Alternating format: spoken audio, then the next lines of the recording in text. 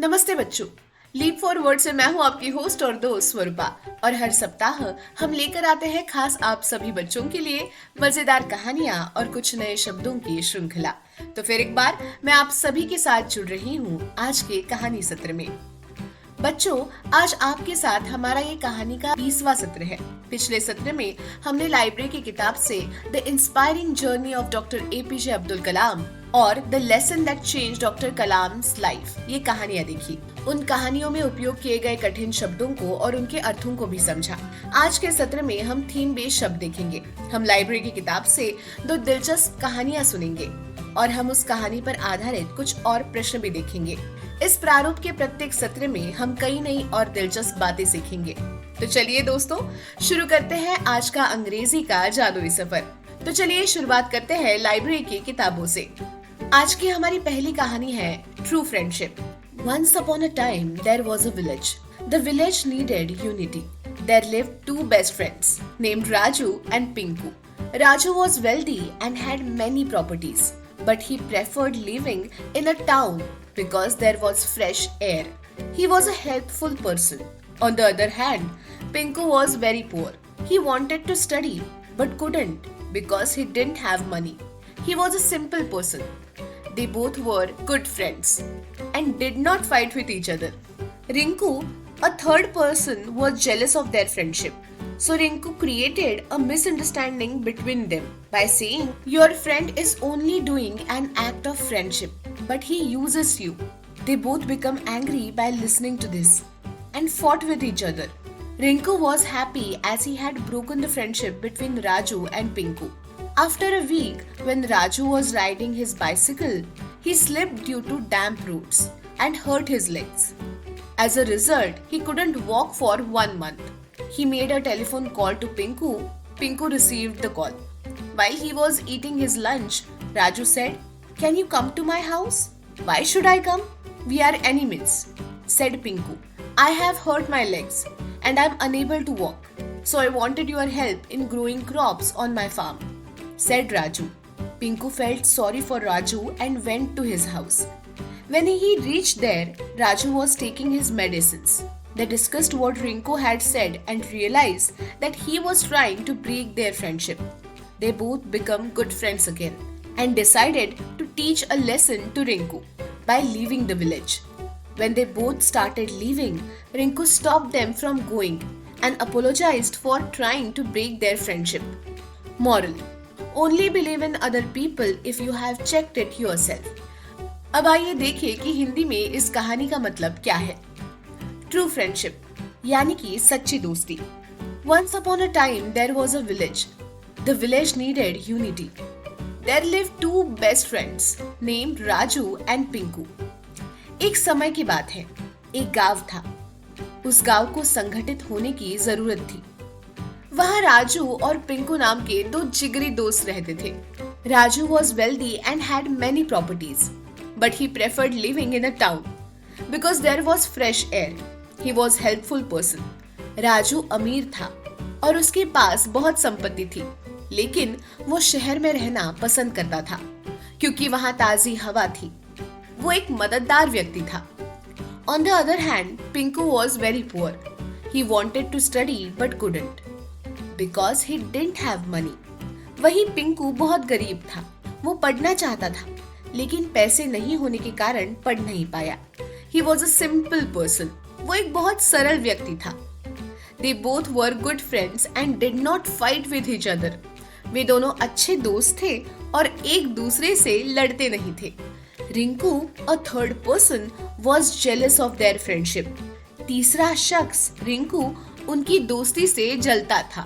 So Rinku created a misunderstanding between them by saying, "Your friend is only doing an act of friendship, but he uses you." तो रिंकू ने ये कहकर उनके बीच गलतफहमी पैदा कर दी कि तुम्हारा दोस्त सिर्फ दोस्ती का नाटक करता है, लेकिन असल में वो तुम्हारा इस्तेमाल करता है। They both become angry by listening to this and fought with each other. ये सुनकर वे दोनों क्रोधित हो गए और एक दूसरे से लड़ने लगे। Rinku was happy as he had broken the friendship between Raju and Pinku. Rinku खुश था क्योंकि उसने राजू और पिंकू की दोस्ती तोड़ दी थी। After a week, when Raju was riding his bicycle, he slipped due to the damp roads and hurt his legs. As a result, he couldn't walk for 1 month. एक सप्ताह के बाद जब राजू अपनी साइकिल चला रहा था, तो गीली सड़कों के कारण वो फिसल गया और उसके पैरों में चोट लग गई। परिणाम स्वरूप वो 1 महीने तक चल नहीं सका। He made a telephone call to Pinku. Pinku received the call while he was eating his lunch. Raju said, "Can you come to my house?" उसने पिंकू को फोन किया। दोपहर का खाना खाते समय पिंकू ने कॉल उठाया। राजू ने कहा, क्या तुम मेरे घर आ सकते हो? Why should I come? We are enemies, said Pinku. मैं क्यों आऊं? हम तो दुश्मन हैं, पिंकू ने कहा। I have hurt my legs and I am unable to walk, so I wanted your help in growing crops on my farm, said Raju. मेरे पैरों में चोट लगी है और मैं चलने में असमर्थ हूँ, इसीलिए मैं अपने खेत में फसल उगाने में तुम्हारी मदद चाहता हूँ। Pinku felt sorry for Raju and went to his house. When he reached there, Raju was taking his medicines. Pinku को राजू पर दया आ गई और वो उसके घर चला गया। जब वो वहाँ पर पहुँचा तो राजू अपनी दवाइयाँ ले रहा था। They discussed what Rinku had said and realized that he was trying to break their friendship. They both become good friends again and decided to teach a lesson to Rinku by leaving the village. उन्होंने रिंकू द्वारा कही गई बातों पर चर्चा की और महसूस किया कि वो उनकी दोस्ती को तोड़ने की कोशिश कर रहा था। वो दोनों फिर से अच्छे दोस्त बन गए और उन्होंने गांव छोड़कर रिंकू को सबक सिखाने का फैसला किया। When they both started leaving, Rinku stopped them from going and apologized for trying to break their friendship.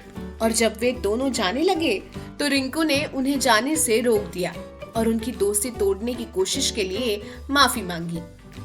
Moral: Only believe in other people if you have checked it yourself. और इस कहानी से हमें शिक्षा क्या मिलती है?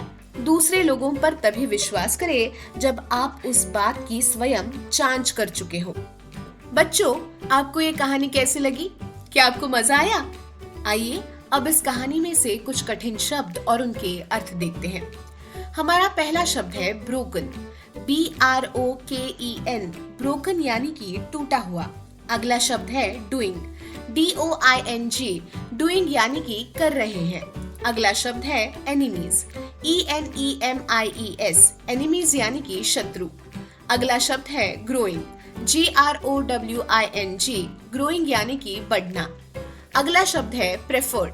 PREFERRED, प्रेफर्ड यानी कि प्राधान्य दिया। अगला शब्द है प्रॉपर्टीज।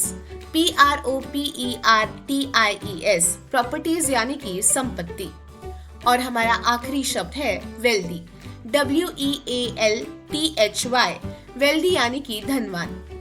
बच्चों, जब आप इन शब्दों का सही उच्चारण और अर्थ जान ही गए हैं, तो क्यों ना इस कहानी के ऊपर कुछ प्रश्न देखें और आपको मुझे इनके उत्तर इस पैराग्राफ की सहायता से देने होंगे। तो चलिए शुरुआत करते हैं। हमारा पहला सवाल है, first question, what was the name of Raju's jealous neighbor? A. Rinku, B. Pinku और C. Rahul.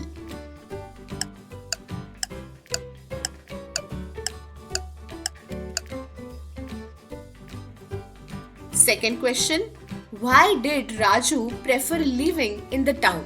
And the options are A. He had many friends there, B.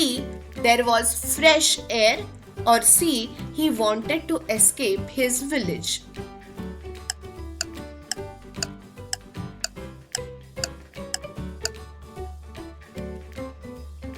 Third question, what caused Raju to call Pinku for help? A. He hurt his legs and couldn't walk. B. He wanted to celebrate a festival. Or C. He needed help with his homework.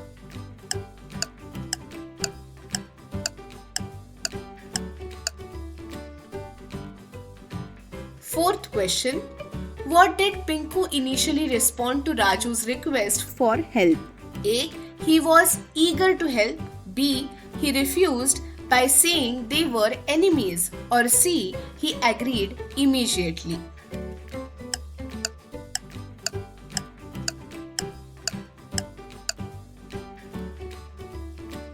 And last question, What lesson did Raju and Pinku decide to teach Rinku? A. To always trust people. B. To never be jealous. Or C. To stop trying to break their friendship.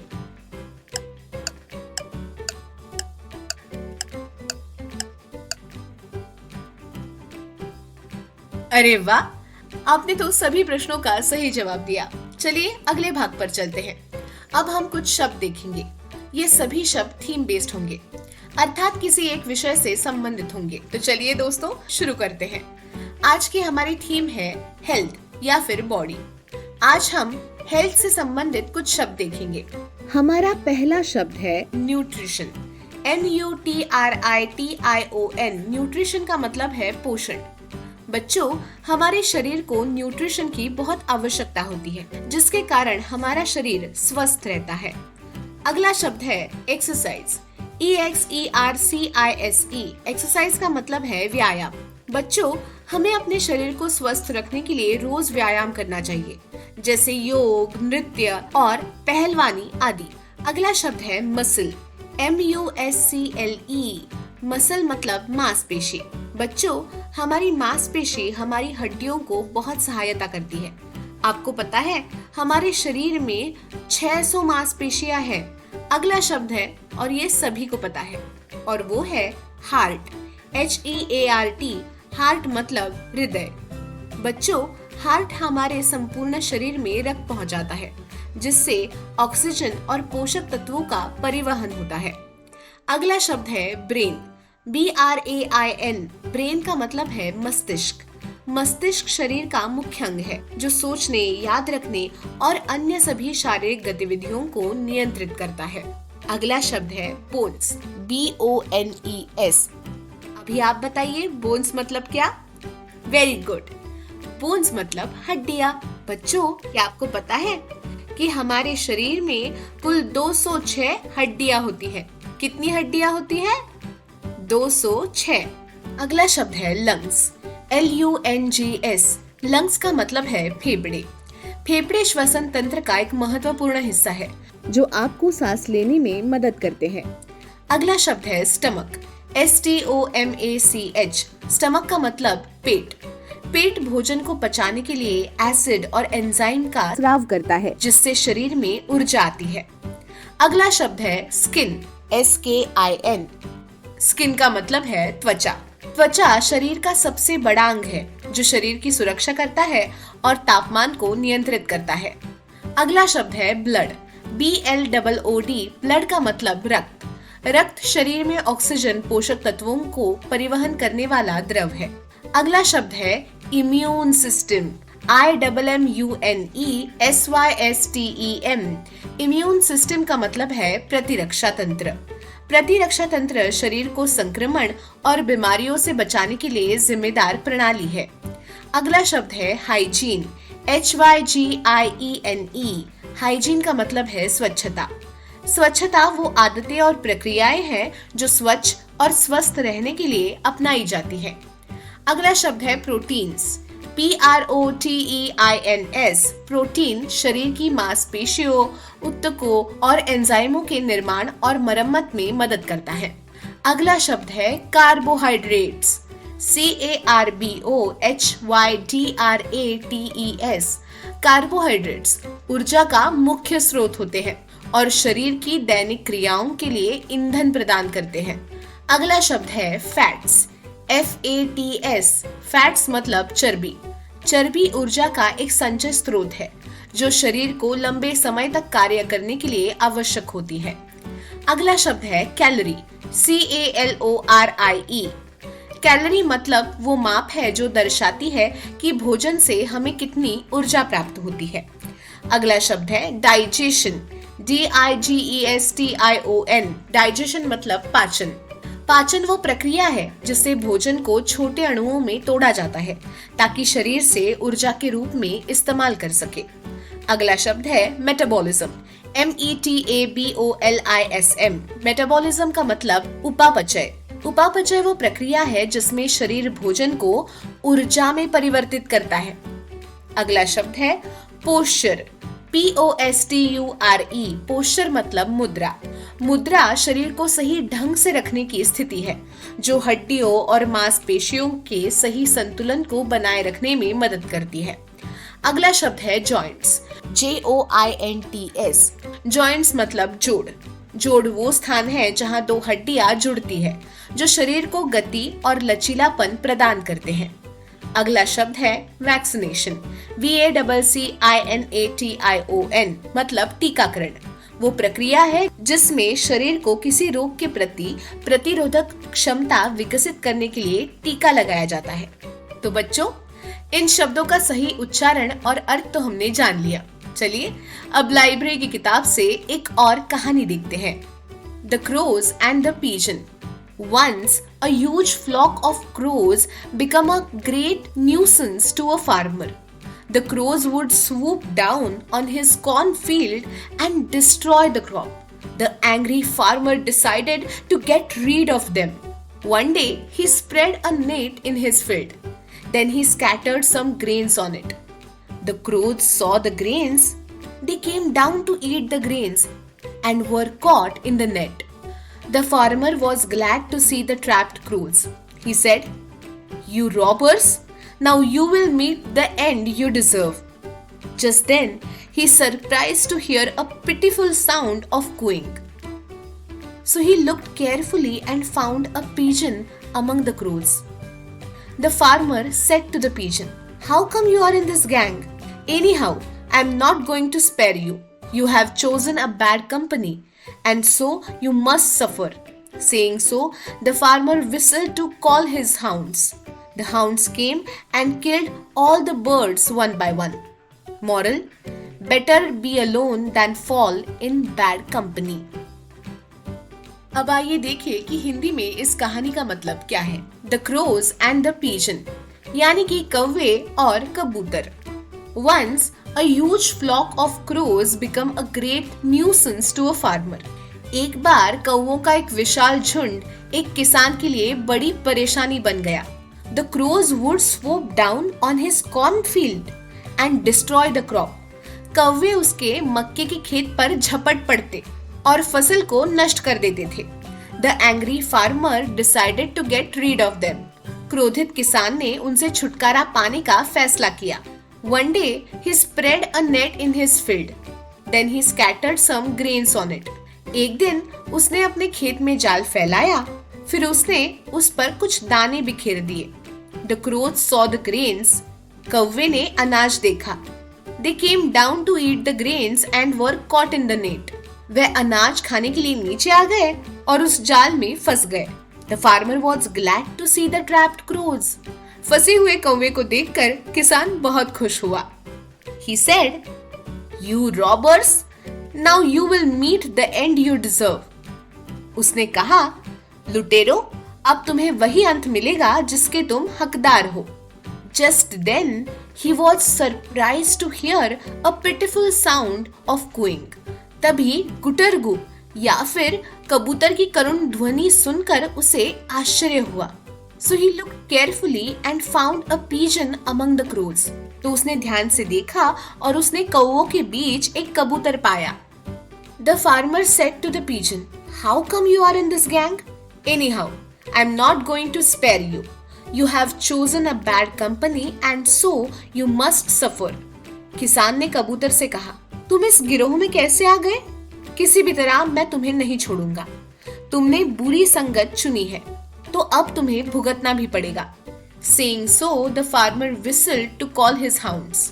The hounds came and killed all the birds one by one. इतना कहकर किसान ने अपने कुत्तों को बुलाने के लिए सीटी बजाई। शिकारी कुत्ते आए और एक एक करके सभी पक्षियों को मार डाला। Moral: better be alone than fall in bad company. और इस कहानी से हमें सीख क्या मिलती है कि बुरी संगत में पड़ने से बेहतर है कि अकेले रहो। तो बच्चों, आपको ये कहानी कैसी लगी? क्या आपको मजा आया? आइए अब इस कहानी में से कुछ कठिन शब्द और उनके अर्थ देखते हैं। पहला शब्द है अमंग। AMONG, अमंग यानी कि के बीच में। अगला शब्द है एनीहाउ। ANYHOW, एनीहाउ यानी कि कैसे भी। अगला शब्द है कॉट। CAUGHT, कॉट यानी कि पकड़ा गया। अगला शब्द है चूजन, CHOSEN, चूजन यानी कि चुना। अगला शब्द है कॉर्नफील्ड, CORNFIELD, कॉर्नफील्ड यानी कि मक्के का खेत। अगला शब्द है DESERVE, डिजर्व यानी कि पात्र। अगला शब्द है डिस्ट्रॉय, DESTROY, डिस्ट्रॉय यानी कि नष्ट करना। अगला शब्द है हाउंड्स, HOUNDS, हाउंड्स यानी कि शिकारी कुत्ते। अगला शब्द है न्यूसेंस, NUISANCE, न्यूसेंस यानी कि उपद्रव। अगला शब्द है स्कैटर्ड, SCATTERED, स्कैटर्ड यानी कि बिखरा हुआ। अगला शब्द है सफर, SUFFER, सफर यानी कि भुगतना। बच्चों, जब आप इन शब्दों का सही उच्चारण और अर्थ जान ही गए हैं, तो आइए इस कहानी पर आधारित कुछ प्रश्न देखें और आपको मुझे इनके उत्तर इस पैराग्राफ की सहायता से देने होंगे। तो चलिए शुरुआत करते हैं। First question, why did the farmer want to get rid of the crows? And the options are A, they were noisy, B, they destroyed his cornfield, or C, they scared away other animals.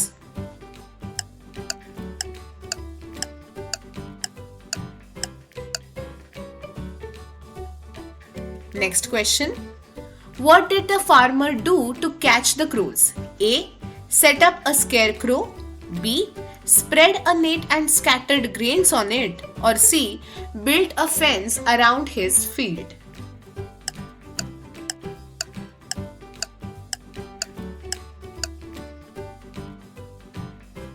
Next question, who else was caught in the net along with the crows? A, a pigeon, B, a sparrow, or C, a hawk.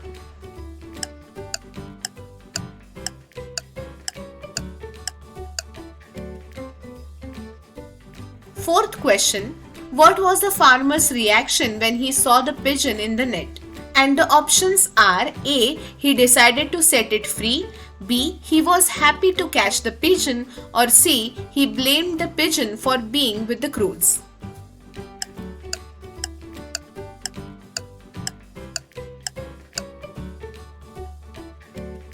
And last question, what is the moral of the story? A, bad company can lead to harm, B, always share food with others, or C, teamwork is important for survival.